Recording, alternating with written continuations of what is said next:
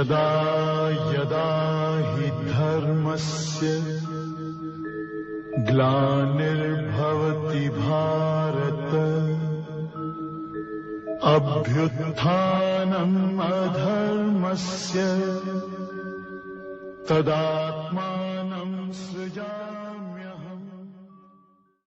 बोधितां भगवता नारायणेन स्वयं व्यासेन तदां पुराणमुनिना वन्दे महाभारतम्।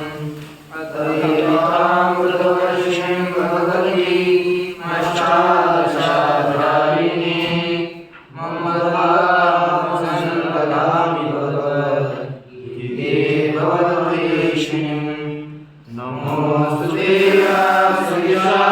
बुद्धे पुरारिणाय सफलनेत्र येन त्वया भारततैलपूर्णः प्रज्वालितो ज्ञानमयप्रदीपः प्रपन्नमार्गाय स्तोत्रवैरेकपाणये ज्ञानमुद्राय कृष्णाय गीतामृते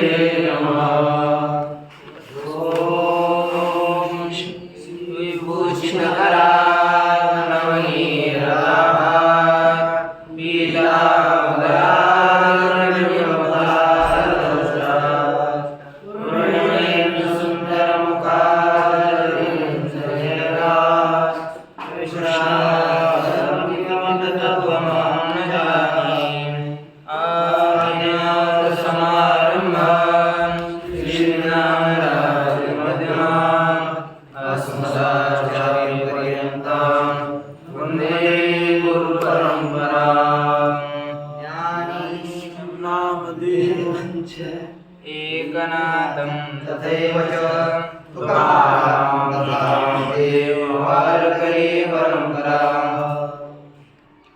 श्री भगवान पांडुरंग परमात्मा श्री ज्ञानोबा जगद्गुरु तुकाराम महाराज, श्री संत एकनाथ महाराज, आदि गुरु श्री शंकराचार्य इत्यादि सब संतों के अलौकिक हेतु की ऐसी कृपा से हम लोग श्रीमद् भगवद गीता के चिंतन के लिए प्रवृत्त हुए। भगवद गीता के इसी विचार के प्रसंग में कल और परसों तरसों 2-3 दिन श्रीमद् भगवद गीता के मंगल श्लोकों का तद्वत श्रीमद् भगवद गीता के महात्म्य का हम लोग विचार कर रहे थे। कल श्रीमद् भगवद गीता के महात्म्य के प्रसंग में प्रथमतः 9 श्लोकों का विचार किया। आज अवशिष्ट 14 श्लोकों का विचार करेंगे। देखिए, प्रत्येक जैसे ये श्रीमद् भगवद गीता है, श्रीमद् भगवद गीता का जप, ध्यान, चिंतन ये नित्य करने से हमें क्या फल मिलता है। श्रीमद् भगवद गीता का एक श्रीमद् भगवद गीता को ही अपना आराध्य बना करके वही उसी का आश्रय करके हमने चिंतन किया तो क्या क्या मिलता है यह प्रस्तुत श्लोकों में बताया जा रहा है। तो देखिए, श्लोक क्रमांक 10। भगवान परमात्मा धरा को, पृथ्वी को कहते क्या कहते देखो, योष्टादश जपो नित्यं नरो निश्चल मानसः। मागे बोले थे, योष्टादश जपो नित्यं, योष्टादश जपो नित्यं नरो निश्चलमानसः नरो निश्चलमानसः ज्ञानसिद्धिं सलभते ज्ञानसिद्धिं सुलभते ततो याति परम पदम्। ततो याति परं पदम्। अन्वय यह निश्चलमानसः नरः अष्टादश जपः नित्यं करोति। निश्चलमानसः नित्यं अष्टादश जपं करोति किंवा अष्टादश जपः नरः सः ज्ञानसिद्धिं लभते ततः परम पदम याति। यहाँ पर जो यदि हम इसके अष्टादश जपम ये द्वितीय विभक्ति मान ली तो करोति का अध्ययन करना पड़ेगा। जप है नहीं, मान ली तो हमने कहा कि है कि यह करना पड़ेगा। वैसे अष्टादश जप ये प्रथमांत प्रयोग किया है। तो देखो अष्टादशम जप यस्य सः अष्टादश जप 18 अध्याय श्रीमद् भगवद गीता यही जिसका जप है। जो निरंतर पुरुष कैसा है 18 अध्याय के जप वाला है, प्रतिदिन श्रीमद् भगवद गीता का एक पारायण करता है अर्थात 18 अध्याय का जप करता है। ऐसा निश्चल मानस निश्चल स्थिर स्थिर मन है जिसका, ऐसा पुरुष नित्य स्थिर मन वाला पुरुष क्या करता है का सह ज्ञान सिद्धिं लभते। वह पुरुष ज्ञान के सिद्धि को प्राप्त कर लेता है। उसे ज्ञान की सिद्धि ज्ञान रूपी सिद्धि प्राप्त होती है, तत्व ज्ञान होता है और तत्व ज्ञान के माध्यम से उसे तत्व ज्ञान के द्वारा परम पदम अर्थात मोक्ष पर सबसे श्रेष्ठ पद पद अर्थात पद्यते गम्यते तत्पदम जो प्राप्त किया जाने वाला श्रेष्ठ पद है उसे वह पुरुष प्राप्त करता है। अर्थात हमें यदि मुक्ति चाहिए तो श्रीमद् भगवद गीता के प्रतिदिवस अष्टादशाध्याय का जप करना चाहिए अर्थात उसका पारायण एक होना चाहिए। और ये तो बहुत लोग श्रीमद् भगवद गीता का दूसरा कोई अनुष्ठान नहीं करते हैं कि देखा है को है वो करते हैं, लेकिन उनको धन संपत्ति भी उतनी बहुत मिलती है। वो कई महंत बनेंगे कई नखुश बनेंगे लेकिन रहते हैं। अब उसका भी पता नहीं, ये तो लौकिक हो गया। पर यहाँ पर आध्यात्मिक लाभ बताया उन्हें ज्ञान प्राप्त होकर के परम पद मोक्ष की प्राप्ति होती है, यह उत्कृष्ट फल बताया।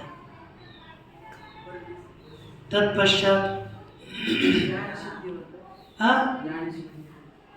ज्ञान रूपी सिद्धि ज्ञान सिद्ध अर्थात ज्ञान की प्राप्ति ज्ञान से सिद्धि क्या क्या क्या यही ब्रह्माकार अखंडाकार वृत्ति होना, ये ज्ञान की सिद्धि अलग नहीं। ज्ञान रूपी सिद्धि क्या ज्ञान रूपी सिद्धि प्राप्त होती है। ठीक है, ज्ञान की सिद्धि ये भी करोगे ज्ञान से सिद्धि ये करोगे ज्ञान की सिद्धि होती है। क्योंकि श्रीमद् भगवद गीता में तो बताया ना अनेक जन्म संसिद्धस मतलब ज्ञानवान होने के लिए अनेक जन्म लगता है, फिर ततो याति ज्ञान सिद्ध होता है, फिर परगति को प्राप्त कर लेता है। अष्टादश जप यस्य स अष्टादश जप म्हणजे 18 अध्याय आध्यात्मक जप है जिसका, ऐसा पुरुष। इसलिए मैंने आपको कहा कि द्वितीय करोगे तो अच्छा है, इसलिए ये समझ करके अर्थ निकालना है। अच्छा, अब आप बोलोगे महाराज हम कैसे पढ़ेंगे, हमारे यहाँ पर श्रीमद् भगवद गीता तो कंठस्थ करते करते हम एक, क्योंकि समय नहीं मिल पाता ना, हमको बहुत काम रहता है संसार में व्यवस्थित, किसी को जगत का उद्धार करना है, बहुत अलग अलग प्रयोजन होते हैं किसके। लेकिन हम पाठ पूरे गीता का नहीं कर सकते, तो भगवान बोलते हैं पूरे का नहीं कर सकते हो, 6 अध्याय का कर सकते हो क्या? हाँ कर सकते हो ना, तो देखो आगे क्या बोले, उसे फल क्या मिलता है। अथवा 9 अध्याय करो। पाठे समर्थ संपूर्णे, पाठे समर्थ संपूर्णे, तथोर्धं पाठमाचरेत्, ततोर्धं पाठमाचरेत्, तदा गोदानजं पुण्यं, तदा गोदानजं पुण्यं, लभते नात्र संशयः, लभते नात्र संशयः। यदि संपूर्ण पाठे असमर्थ, संपूर्ण पाठ श्रीमद् भगवद गीता का करने में हम असमर्थ हैं, तो क्या करे? ततो अर्धम पाठमाचरेत्, तो उससे आधा पाठ करिए, 9 अध्याय का जप करिए, 2 दिन में श्रीमद् भगवद गीता का पारायण कर सकता है आदमी कि नहीं कर सकता? कर सकता है ना अपना, तो इससे फल क्या मिलेगा? मुक्ति तो नहीं होगी, है ना, लेकिन एक गाय का दान किए हुए का पुण्य उसे प्राप्त होता है। गोदानजम, गोदान से उत्पन्न होने वाला पुण्य उसे प्राप्त होता है। कितना पुण्य है? आप बोलेंगे कैसा होगा? अरे संशय मत करिए, अत्र संशय है ना, ये भगवान करते, इसमें संशय नहीं है, संशय आत्मा विनश्यति, क्योंकि शास्त्र जो बताता है ना उसमें श्रद्धा रखो, 100% वो होता है, वो होता ही अर्थात होता है, इसमें कोई ही नहीं।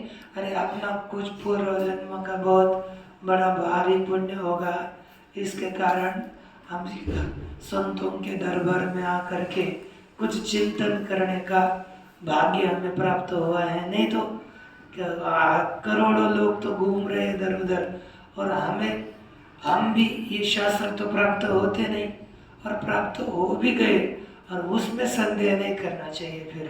फिर अब सबको छोड़ दे तो छोड़ देना चाहिए। जैसे अनेकों जन्म हमारे गए होंगे, इतने जन्म गए, ये जन्म भगवान ने दिया है, इसमें बुद्धि भी दी है, उसका योग भी दिया है, तो कुछ भी हो जाए, मरे तो भी चलेगा, लेकिन एक जन्म तो हम भगवान के चरण में अर्पण करें, फिर भगवान अपना वो उसका कार्य करे, अपना हम काम करेंगे। लेकिन भगवान के चरण में अर्पण किया है ना, लेकिन पूरा छोड़कर अर्पण करना है, पकड़ के नहीं रखना है, फिर भगवान वो देख लेगा अपना पूरा विश्वास। मैंने कहा यानी भगवान के ऊपर विश्वास रखने से बहुत बड़ा लाभ होता है। मैंने एक कथा सुनी कि बुंदेलखंड में एक बुढ़िया थी, बुढ़िया ने थोड़ी जवानी होगी, उसको पगली पागल लोग कहते थे, पागल लोग कहते थे। एक दिन क्या हो गया कि उसके मन में आ गया, मैं ये ग्वालियर में भगवान प्रभु रामचंद्र जी का मंदिर है, वहाँ पर अयोध्या के बाद उधर का बहुत सुंदर मंदिर है ग्वालियर में, वहाँ पर उनके दर्शन के लिए जाना चाहते थे अपने यहाँ से। अब इसी बारिश के काल में इच्छा हो गई, वो निकली और दौड़ते दौड़ते चली जाती सब लोग उसको, लेकिन भगवान के विषय में उसका बहुत अद्भुत प्रेम था।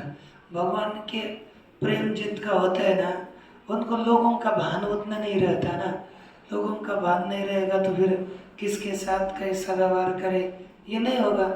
तो वो एक दिन एकदम दौड़ी दौड़ी चली और एक नदी के पास आ गए। और ये सत्य घटना घटी हुई ये घटना है, ये बुंदेलखंड की घटना ये। और इसमें ये कितने 10-20 साल के हो राजेंद्र दास महाराज जी के, वो बोले कि हमारे जीवन की घटना है। तो उन्होंने एक नदी के किनारे गई और जाने के बाद अब वहाँ पूछा, लोग ग्वाले वगैरह वहाँ पर गायें चराने वाले थे, उनको कहा कि कोई यहाँ से नाव वगैरह उधर जाने के लिए है कि नहीं। उन्होंने कहा नाव का वगैरह है, वो बड़ी नौकाएं नहीं है, छोटे छोटे जो होंगे वो है, लेकिन बारिश 1-1.5 किलोमीटर का पानी का बाढ़ ही है, तो उस बाढ़ चल रहे थे इसलिए कोई अब नौका लेके नहीं जाएगा। तो फिर ठीक है बोले, लेकिन उसको जाना था, भगवान के ऊपर विश्वास था, उसका छोटा बच्चा था। तो उसने क्या किया, भगवान को, प्रभु रामचंद्र जी का विश्वास भगवान के ऊपर कि ये भगवान इनको तार लो, इसको भी तार लो, हमारे को तार लो, उधर पार करो। और उसने क्या किया, जैसा वो ये होता है ना, हम नदी में पत्थर फेंकते हैं, पता है कि पत्थर फेंक लेते हैं, पत्थर ऐसा फेंकने के बाद पत्थर डूबता नहीं है, आगे आगे उधर चला जाता है, जितनी उसमें तीव्रता शक्ति होगी ना उस तरह से लग कर सीधा उस उधर चला जाता है। वैसे ही इसने बच्चों को फेंक दिया, बच्चे क्योंकि भगवान ऐसा फेंक दिया तो वो 1 किलोमीटर बच्चा पानी के ऊपर से उस पार चला गया। ऐसे यानी एक श्रद्धा एक होता है। दूसरा, फिर बाद में खुद भी दौड़ते दौड़ते चली गई, एकदम तीव्रता से दौड़ी चली गई, तो पैर से नीचे पैर डुबाए नहीं, उधर की ओर नदी के पार। तो अर्थात ये क्या होता है, विश्वास। यदि विश्वास हो भगवान पर, कोई भी कार्य होता है। इसलिए फिर बाद में तो लोगों ने बताया कि अरे ये तो पगली नहीं है, ये तो सिद्ध है, तो फिर तो बाद में पूजा हो जाएगी। ऐसा होता है कि नहीं? इसलिए संशय नहीं करना। आगे इसका गोदान जन्य पुण्य प्राप्त होता है, अर्थात होता है। इसमें एक तिल मात्रा है, भगवान साक्षात बोल रहे हैं ना।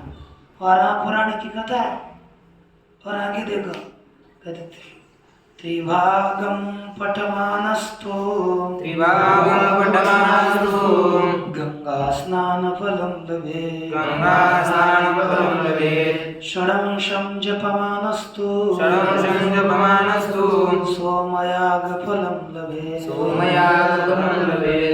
यदि हम लोगों ने श्रीमद् भगवद गीता, उस श्रीमद् भगवद गीता का पाठ किया, अब बोले कि महाराज हम 9 अध्याय नहीं कर सकते, तो 6 अध्याय कर सकोगे क्या? 6 अध्याय 3 भाग, तो तृतीय भाग 6 अध्याय का यदि हम पाठ कर लेंगे तो क्या होगा? त्रिभागम, तीसरा भाग, 6 अध्याय विभाग। उसका पाठ करने पर गंगा स्नान फलम लभेत्। गंगा जी में जाकर स्नान करने में जो फल मिलेगा वह हमें नित्य 6 अध्याय के पाठ से फल मिलेगा, इतना पुण्य होगा। और महाराज बोले कि महाराज अब और भी समय थोड़ा कम, तो 3 अध्याय कर सकते हो क्या?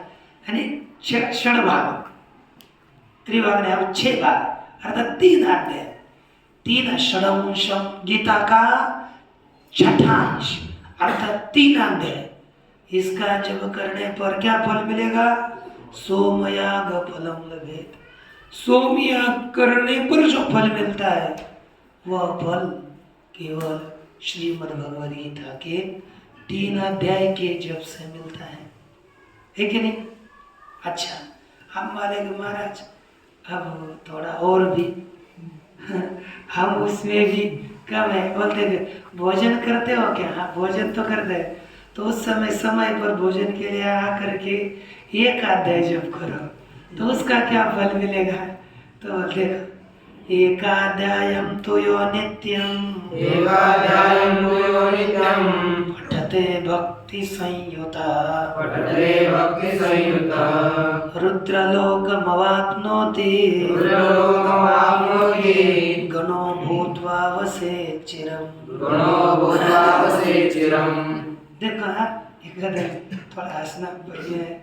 यह एकाध्यायं भक्ति संयुतः नित्यम पठते, जो एक अध्याय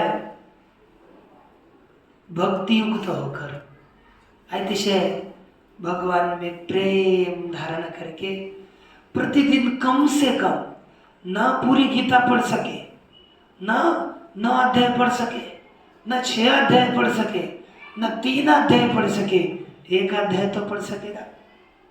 और एक अध्याय प्रतिदिन श्रीमद् भगवद गीता का पढ़ेगा तो भगवान बोलते हैं यह जो मनुष्य नित्य एक अध्याय पढ़ता है उसे वह मरने के बाद रुद्रलोक को प्राप्त करता है, भगवान शिवलोक को जाता है और वहाँ जाकर गणो भूत्वा शिव जी के गण होकर के चिरम वसेत दीर्घ काल रहता है। ऐसा मत बोलना कि भूत होकर वहाँ रहता है ना।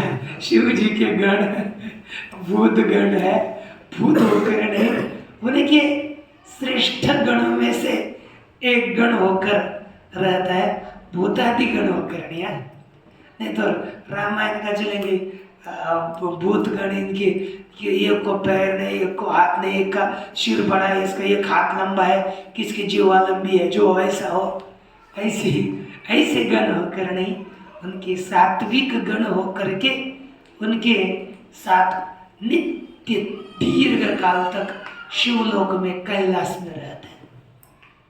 अच्छा वो बोलेगा महाराज नहीं और थोड़ा कम करो, इतना तो संभव नहीं है।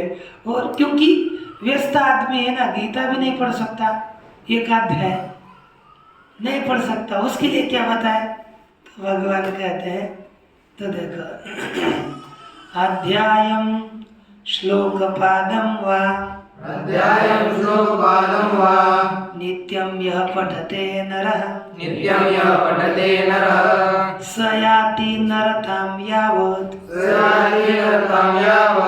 मनवंतरम वसुंधरे मनवंतरम वसुंधरे। भगवान बोलते हैं हे वसुंधरे, हे पृथ्वी, जो यह अध्यायं श्लोकपादं वा नित्यं पठते, जो अध्याय एक अध्याय का अथवा श्लोक के एक पाद का 2 ही है, श्लोक पादम इतना ही पड़ता है, धर्म क्षेत्रे कुरुक्षेत्रे, पाठ ही कुछ नहीं उतना ही है, धर्म क्षेत्रे कुरुक्षेत्रे, लेकिन नित्य जप करता है, एक दिन है कुछ कहीं पर भी काम करते समय धर्म क्षेत्रे कुरुक्षेत्रे ऐसा पाठ करता है। अध्याय हो अथवा श्लोक का पाद हो, जो साधक उसका नित्य पाठ करता है सह नरताम यति, वह अगले जन्म में मनुष्य ही बनता है ना, नरत्व को प्राप्त होता है। कब तक कहा यावत मनवंतरम, जब तक यह मनवंतर चल रहा है, अर्थात इंद्र के 72 है वो 72,000 वर्ष, ये जो ब्रह्मदेव हम जो एक है ना 1000 चतुर्युगी जाने के बाद 1072 चतुर्युगी, 1000 ना 1000 क्या चतुर्युगी होने के बाद एक दिन और एक रात्र होती है ब्रह्मदेव की, तो उनमें से एक दिन में 14 इंद्र चले जाते हैं, अर्थात कितने चतुर्युगी हो जाएगी 72 चतुर्युगी, कितने 4 युग 4 युग, यानी चारों ही युग 72 बार चले जाएंगे, एक युग 72 नहीं, कलयुग 72, त्रेता युग 72, द्वापर और सत्य सदी, ये एक एक युग 72 बार चले जाएंगे, तब तक एक इंद्र की या आयु रहती, एक मनवंतर होता है। वहां तक कलियुग में हम सदा कितने वाले जन्म लेंगे, मरेंगे, लेकिन तब तक ये पुनः पुनः मनुष्य ही बनता है, अन्य योनि में नहीं जाता, पशु नहीं बनना पड़ता।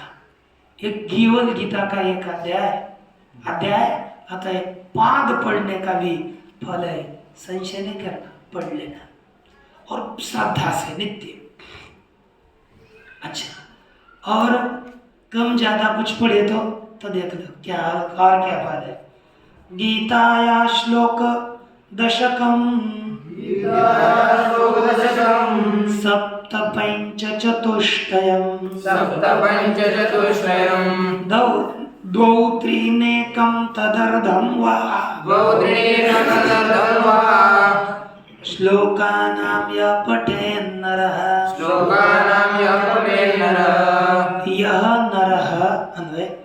यः नरः गीतायाः श्लोकदशकं सप्त पंच चतुष्टयम् द्वौ त्रीन एकम तदर्धम वा पठित। कुछ भी हो पढ़ो, यह नरः जो गीताया श्लोका नाम, गीता के श्लोकों में श्लोक दशकम प्रतिदिन 10 श्लोक पढ़ता है, अथवा 7 श्लोक पढ़ता है, सप्ताध्याय गीता। दूसरा 1005 ही पढ़ता है, नहीं 4 ही पढ़ता है।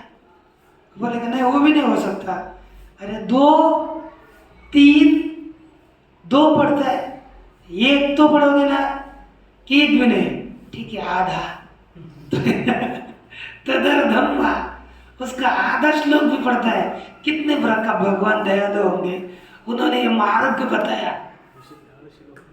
इतना जो पढ़ेगा वो भी क्या होता है, भगवान बोलते हैं चंद्रलोक मवाप्नोति वर्षाणामयुतं ध्रुवम् गीता पाठ समायुक्तो मृतो मानुषतां व्रजेत्। कहा ऐसा जो मनुष्य गीता पाठ समायुक्त चंद्रलोकम अवाप्नोति वर्षाणाम आयुतम ध्रुवम चंद्रलोकम अवाप्नोति मृतः मानुषतां व्रजेत्।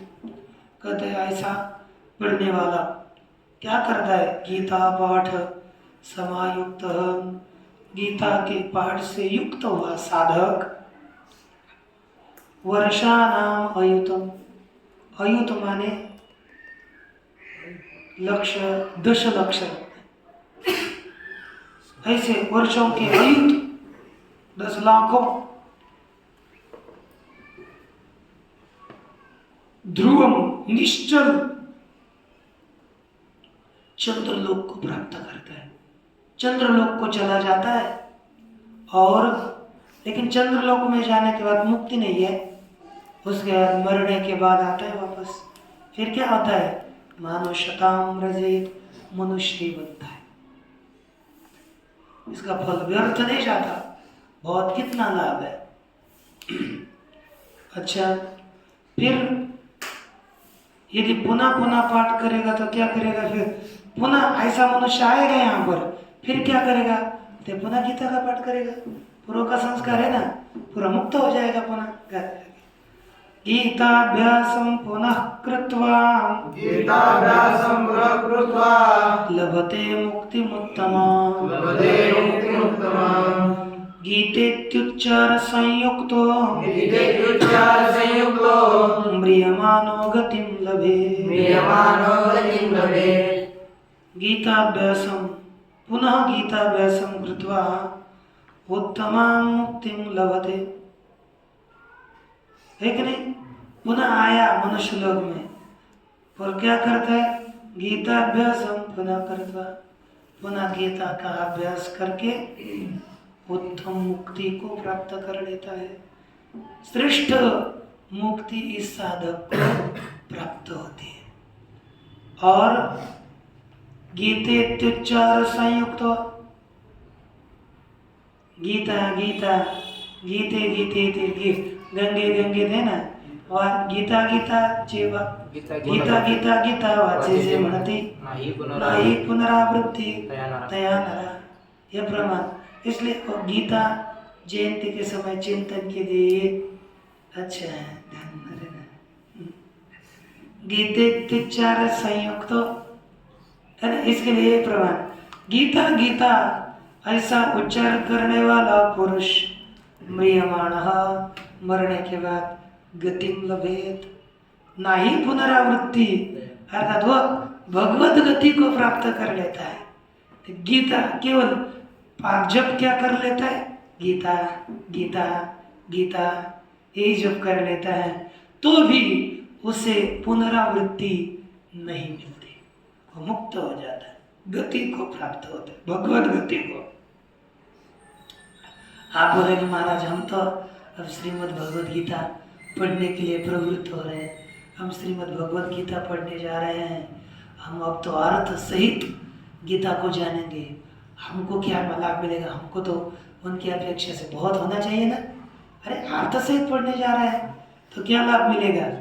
लेकिन ये ध्यान देना, गीता के श्लोक पाठ करना, कंठस्थ करना। तो आगे दे, गीता श्रवणा सक्तो, गीतार्थ श्रवणासक्तो, महापापयुतोऽपि वा वैकुण्ठं समवाप्नोति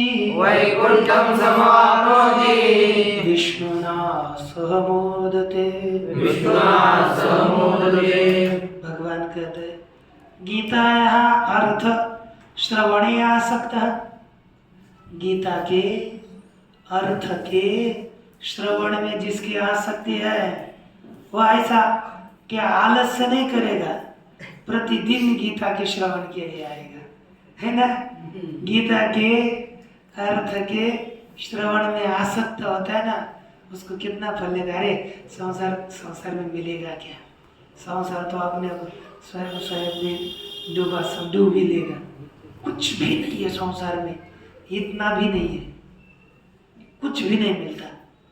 लेकिन मस्त है तो पर यदि आप सचमुच यदि शास्त्रों में परमात्मा के चिंतन में डूबेंगे ना, बहुत आनंद आता है, बहुत।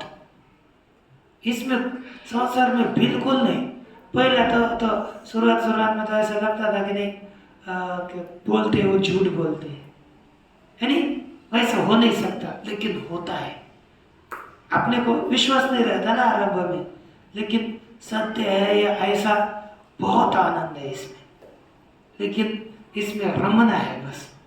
ये कहते हैं गीतार्थ श्रवणासक्त, गीता के अर्थ के श्रवण में आसक्त हुआ पुरुष, वह महापापी भी हो, कोई भी हो, महापाप युतोऽपि वा, अतिशय पाप से युक्त होने पर भी कहा जाता है वैकुंठम समवाप्नोति विष्णुना सह मोदते, वैकुंठ लोक को चला जाता है। नित्य गीता के अर्थ को श्रवण करना चाहता है ना, गीता के अर्थ के श्रवण में आसक्त हुआ, कितना भी पापी हो, महापापी, दारू पिया हुआ हो, ब्रह्महत्या की हुई हो, इस तरह के महापाप किए हुआ वह भी साधक हो, तो भी वैकुंठ लोक को चला जाता है। कितने साधक वैकुंठ के लिए जाने के लिए प्रयास करते हैं और भगवान परमात्मा के साथ ये आनंदित होते रहते हैं, उनके साथ वहाँ क्रीड़ा करते हुए आनंदित होते। जैसे गोपालों ने वृंदावन में क्रीड़ा करी, संतों ने जैसे पंढरपुर में क्रीड़ा करी, उसकी तरह ये वैकुंठ में जाकर क्रीड़ा करते, आनंदित होते रहते। और फल क्या मिलता है देखो, गीतार्थम ध्यायते नित्यं गीतार्थं ध्यायते नित्यं कृत्वा कर्माणि भूरिशः कृत्वा कर्माणि भूरिशः जीवन्मुक्तस्य विज्ञेयो जीवन्मुक्तस्य विज्ञेयो देहान्ते परमं पदम् देहान्ते परमं पदम्। कहा कि गीतार्थं ध्यायते नित्यं भूरिशः कर्माणि कृत्वा, जो भूरिशः बहुत कर्म करके गीता के अर्थ का नित्य ध्यान करता है, ध्याय चिंतायाम अर्थात नित्य अपने घर बैठे अपने स्थान पर भी गीता के अर्थ का चिंतन करता है, कर्म करता है लेकिन गीता के अर्थ का चिंतन करता है, ऐसा साधक कहा जाता है, कहते कैसा होता है, सह जीवन मुक्त विज्ञेय, और जीवन मुक्त है ऐसा समझना है। ऐसा शंका ही मत करना कि ये गीता के अर्थ का चिंतन कर रहे और बद्ध होंगे, वो उसका नित्य चिंतन कर रहे हैं ना, हमने यही हमारी यही बुद्धि होनी चाहिए कि वह जीवन मुक्त है। भगवान कर रहे हैं ना, अपना तो है नहीं, तो भगवान करते हैं कहते हैं कि वह जीवन मुक्त है, ऐसा ही समझना चाहिए। और मरने के बाद लेकिन नित्य चिंतन करता है, नहीं तो क्या बोलेंगे, अब ये महाराज अपना चिंतन भी नहीं करेंगे और बोल देंगे हम जीवन मुक्त है, ऐसा नहीं होता। नित्य अर्थ का चिंतन करना पड़ता है, अभी प्रारंभ भी नहीं हुआ है ना। और मरने के बाद क्या है, देहांते परमं पदम, मरने के बाद विदेह कैवल्य को परम पद, विदेह कैवल्यात्मक जो परम पद है उसे प्राप्त कर लेता है। अच्छा, गीता का आश्रय करके कुछ लोगों का फायदा हुआ, कहते देखो बहुत लोगों का फायदा हुआ है, बहुतों का उद्धार हुआ, तो देखो कथन कर दे, गीतामाश्रित्य बहु गीताश्रित्य बहु भूभुजो जनकादयः भूभुजो जनकादयः निर्धूत कल्मषालोके निर्धूतकल्मषालोके गीतायातः परं पदम् गीतायाः परं पदम्। कहते हैं कि गीतामाश्रित्य बहवः जनकादयः भूभुजः, जी गीता का आश्रय करके बहुत से जनक इत्यादि राजे लोग, कैसे बताया गया है, निर्धूत कल्मषा, गीता ये कैसा करे, गीता क्या है, कौन सा वचन है, हाँ? निर्धूत कल्मषाः गीताः, प्रथम का बहुवचन, लोके गीता, अरे ये गीता का वाचक शब्द नहीं है, ये गीता का अर्थ है गाए गए, कथन किए गए। लोक में ये सब राजे निर्धूत कल्मषाः गीता, अतिशय निर्धूत निश्चित रीति से धोली है कल्मश, ऐसे गाया गया था, ये लोग सभी निष्पाप है, ऐसे कथन किए गए हैं। और परम पदम याता है, ये किस पद को प्राप्त हो गए, पर पद, मोक्ष को प्राप्त हुए हैं, ये मोक्ष को गया है, ये सभी लोग, ये विश्वास है कि नहीं। हाँ, भूभुज माने राजे, राजा, बहुवचन है प्रथम का। भू एक है ना, इसका अर्थ होता है भुवं, भुञ्जन्ति इति भूभुजः, माने भू, भू अर्थात पृथ्वी का जो पालन करते हैं उनको कहते हैं भूभुज। भुवं भुनक्ति इति भूभुक, भूभुक, भूभुक, ये शब्द सुना होगा कि नहीं सुना आप जानो, लेकिन इसकी उत्पत्ति ऐसी होती है क्योंकि भूत शब्द है। भू शब्दों को भूत भुज पालनाभ्यवारयो इस धातु से क्विप प्रत्यय करके भू भुज क्विप का लोप करके भूभुज भूभुक ये शब्द तैयार होता है। दो अर्थ है, पालन और खाना। हम जो पढ़ते हैं भूंगते बन जाते हैं, वो खाना अर्थ में आत्मनेपद में है। भुजो न वने एक धातु सूत्र है, उसने अन अवने रक्षा भिन्न अर्थ में आत्मनेपद होता है और रक्षा अर्थ में परस्मय पद। जैसे भुभुज अर्थात पृथ्वी का पालन करने वाला कौन होता है? राजा, इसलिए राजा में। देखो ये शब्द पढ़ो ना पढ़ो, आप व्याकरण अच्छा पढ़ोगे ना, अच्छी तरह से शब्दों को थोड़ा पता लगेगा ना, ये सब जगह पर पढ़ने का नहीं तो स्वयं वो अर्थ निकल जाते हो। इसको नित्य पढ़, लेकिन पढ़ना पड़ेगा व्याकरण अच्छी तरह से। थोड़ा व्याकरण के साथ अमर को संभव हो तो वो पढ़ा करिए, शब्दों को इसका केवल आवर्तन करिए, वो कभी ना कभी याद आते रहते हैं। वो कंठस्थ नहीं करने की, पढ़कर छोड़ना चाहिए थोड़ा थोड़ा वो, क्योंकि शब्द संचय बुद्धि ऐसी होती है। मुझे कभी कभी ऐसा लगता है कि कभी की कोई भी चीज़ जब चाहे तब उपस्थित होती है, तो अर्थात उसमें लोड होता रहता है। कहीं नहीं चाहिए ना, उस समय वो आएगा, कितनी भी पुरानी चीज़ हो वो उपस्थित होती है, यदि हम उसको अच्छी तरह से एक बार जानकर छोड़ दें तो भी। और ये नहीं तो ध्यान में नहीं, पुस्तक मत रख करके रखिए, वो उससे लाभ बहुत होता है। 8-10 दिन में लाभ होगा, लेकिन करेंगे तो। अब देखो, गीतायाः पठनं कृत्वा महात्म्यं नैव यः पठेत् वृथा पाठो भवेत् तस्य श्रम एव ह्युदार्तः। भगवान परमात्मा ने बहुत अटकड़ा गया, लेकिन ये पढ़ने के लिए, क्योंकि प्रीति उत्पन्न होने के लिए दिया कि गीताया पाठम कृत्वा, गीता का पाठ करके यह महात्म्यम नैव पठेत्, जो गीता की महात्म्य को नहीं पढ़ता, तस्य पाठः वृथा भवेत्, उसका गीता का पाठ व्यर्थ हो जाता है। तस्य श्रम एव उदारतः, वो उसका श्रम ही बताया गया है, श्रम के अतिरिक्त नहीं। क्यों श्रम ही है?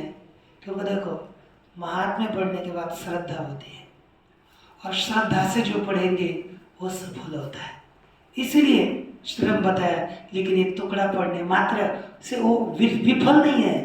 गीता महात्म्य पढ़ने के बाद श्रद्धा होती है, इसलिए महात्म्य पढ़ना चाहिए। एतन्माहात्म्य संयुक्तम गीताभ्यासं करोति यः स तत्फलमवाप्नोति दुर्लभं गतिमाप्नुयात्। भगवान कहते हैं यह एतन्माहात्म्य संयुक्तम गीताभ्यासं करोति, जो इस महात्म्य से युक्त, श्रीमद् भगवद गीता के महात्म्य से युक्त गीताभ्यासं करोति, क्या करता है? गीता का अभ्यास करता है। सह तत्फलम अवाप्नोति, वो उस फल को प्राप्त करता है।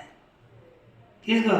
दुर्लभाम गतिमाप्नुयात्, दुर्लभ जिस गति को प्राप्त करना बहुत कठिन है, ऐसी मोक्षाग्नि का गति दुर्लभ गति को प्राप्त कर लेता है। इस तरह सूत जी शौनक आदियों को कहते हैं कि सूत उवाच महात्म्यमेतद्गीताया मया प्रोक्तं सनातनं गीतान्ते च पठेद्यस्तु यदुक्तं तत्फलं लभेत्। यदुक्तं तत्फलं भवेत्। जो गीतायाः एतद् महात्म्यं मया प्रोक्तं सनातनम् एतद् गीतायाः महात्म्यं गीतान्ते पठेत्। जो पुरुष मया प्रोक्तम मैंने बताया हुआ गीता का यह सनातन महात्म्य नित्य का महात्म्य जो पढ़ेगा कब गीता के अंतिम में यदुक्तम जो मैंने बताया वह उस फल को वह प्राप्त करेगा। इस तरह से गीता का महात्म्य है। तो अब हम गीता के लिए आरंभ करने जा रहे हैं। अर्थात यह गीता ऐसी उत्तम है तो हमें श्रीमद् भगवद गीता का अतिशय श्रद्धा से और अतिशय प्रीति से चिंतन करना चाहिए। लेकिन यहाँ गीता के महात्म्य का विचार पूरा हुआ। अब मूल गीता का विचार हम आरंभ बाद में करेंगे जिससे कि प्रारंभ होगा। ओम